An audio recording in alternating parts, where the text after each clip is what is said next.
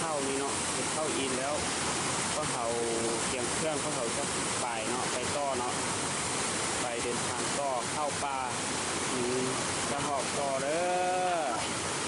มื้อนี้ก็พวกเขาก็เปลี่ยนเครื่องชุดหนึ่งมาเอาต่อด่านเนาะแล้วก็เขาจะพาการไปเอาต่อด่านเด้อต่อด่านต่อแดงเยอะ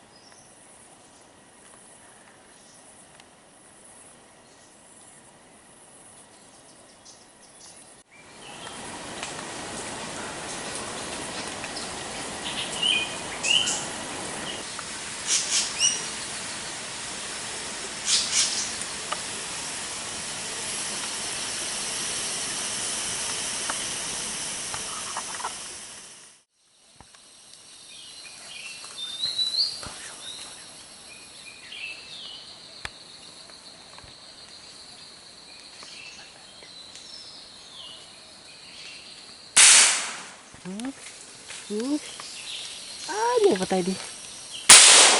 โอ้ยยุ่ง2 บาทเอาไป2 บาทไปเอา2 บาทหมุนมันเลยบ่เอามาเห็นดังหนักโอ้2 จาน2 บาทหมุนมันเลยดูมาเอามาเนาะไปเก็บนะเอามาแล้วมาแล้วได้แล้วทอกคือถือเดียว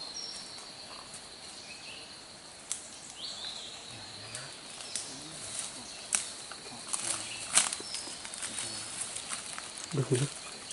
2 บาทยานบดตายนั่นนี่ซ้ำให้มันตายเลยดีมันตกมาแล้วแต่ว่าเพิ่งคือว่ามันจะหนีนะมันขาหักขึ้นได้กำลังเดินทางห้องนี้เนาะแล้วมีนกน้อยเนาะตัวนี้ห้องแดนนำนกน้อยเนาะ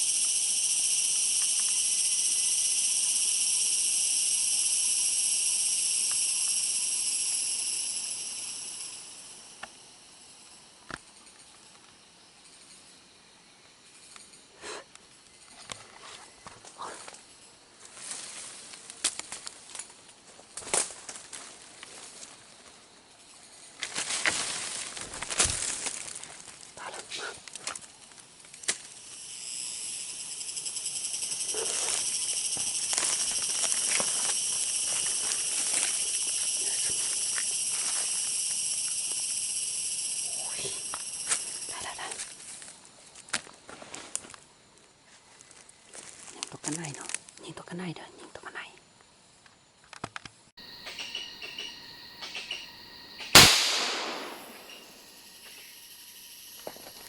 ไปเก็บ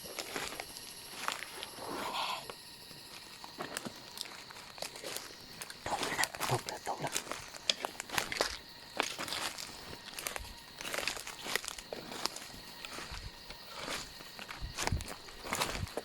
นี่มันตายดิ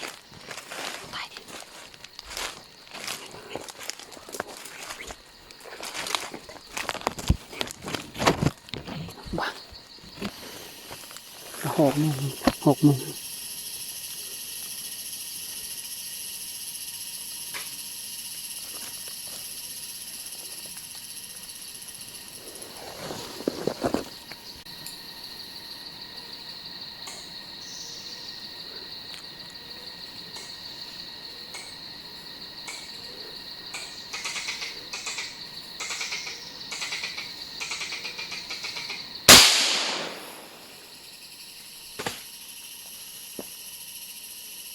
ตกอีกนะจะมาไปเก็บนะ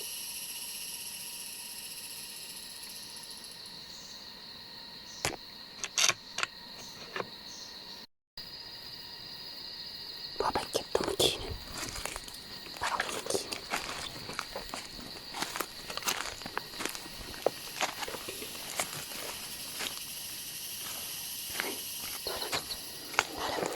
เอาที่ไปรอยิงต่อเนาะเอาหมูกับประกันก็เลยมากิน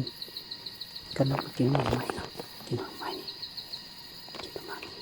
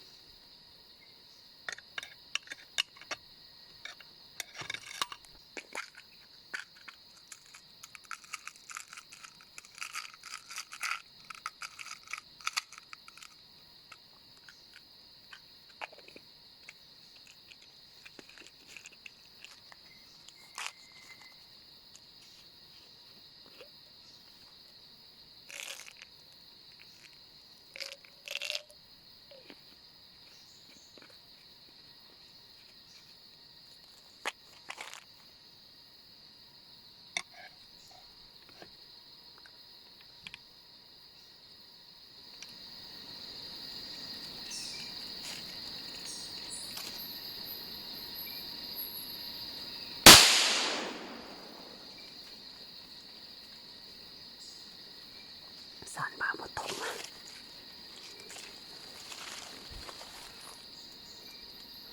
โอ้ยสารบาหมดตกมาวะ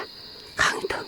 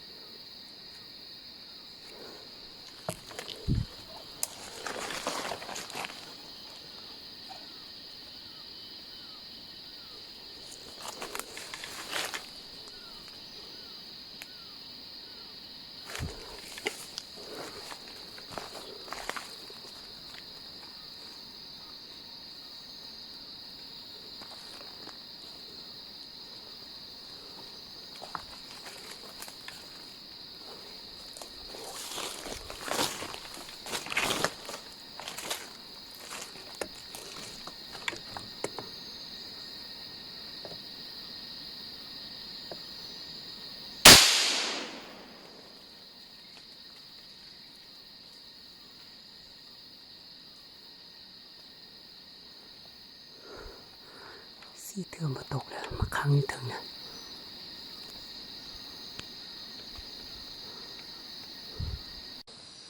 ข้างถึงกระดานบัดนี้พระเจ้าขึ้นไปออกมาเนาะขึ้นต่อถึงขนาดเด้อ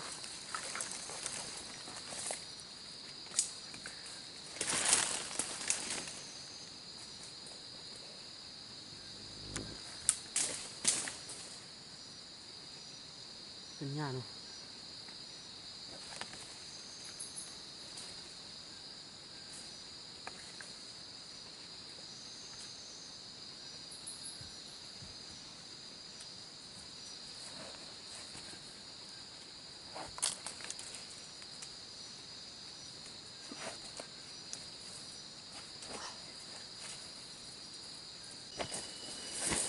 เอามาหอดแล้ว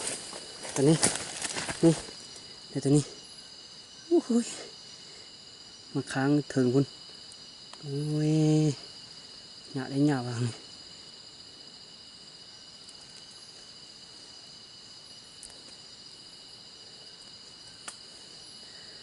6 โมงนี่นี่เลย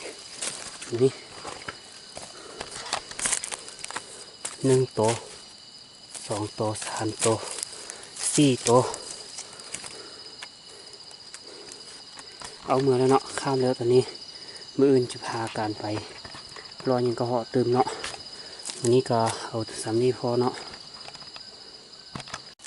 ตอนนี้ก็เมื่อแล้วเด้อยังเครื่องเลยเนาะมันกินหมานี่เนาะหมานี่เนาะ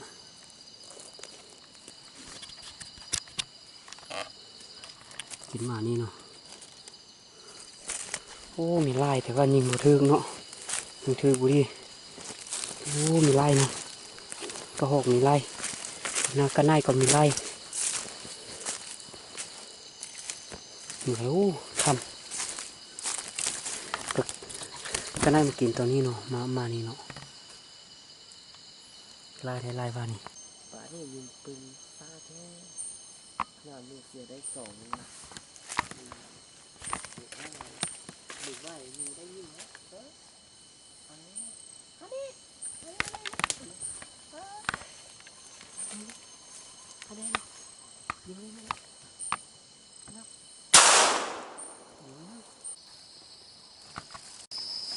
ข้ามแล้วเนาะข้ามแล้ว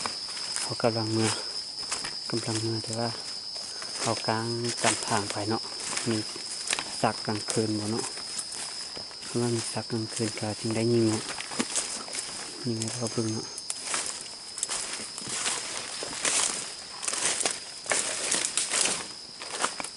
ตอนนี้ก็มีแต่ไอ้กับ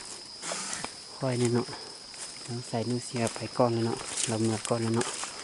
มันแต่หา2 คน